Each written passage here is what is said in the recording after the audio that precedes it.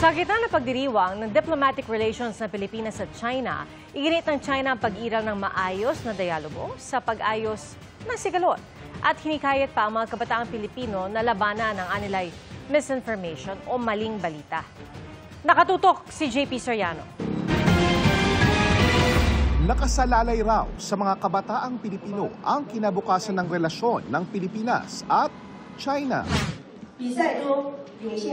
Yan ang laman ng pahayag ni Chinese Ambassador to the Philippines Wang Xilian na binasa ni Chinese Minister Councilor Wang Yulei. Dagdag ni Wang, bagaman hindi raw maiiwasan sa magkapitbahay na magkaroon ng pagkakaiba, dapat daw piliin parati ang maayos na pag-uusap sa halip na komprontasyon at pagsasaayos sa halip na palakihin pa.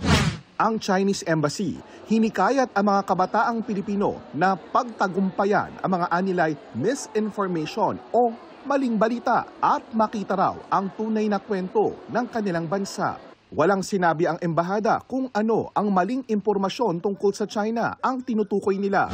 Dati nang iginigiit ng gobyerno ng China na teritoryo nila ang halos buong South China Sea kasama ang West Philippine Sea, base raw sa kanilang 10-dash line map. Sa nakalipas na mga taon, nakapagtayo ang China ng mga istruktura sa artificial islands na binuo nila gaya ng Mischief Reef sa West Philippine Sea.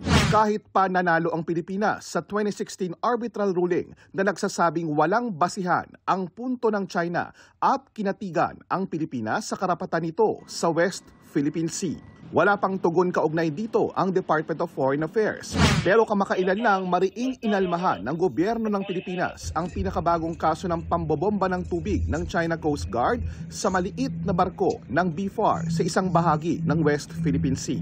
Ang kanilang mga pahayag sinabi sa mga ginagawang pagdiriwang ng 50th anniversary ng diplomatic relations ng Pilipinas at China na inorganisa ng Federation of Filipino-Chinese Chambers of Commerce and Industries Incorporated.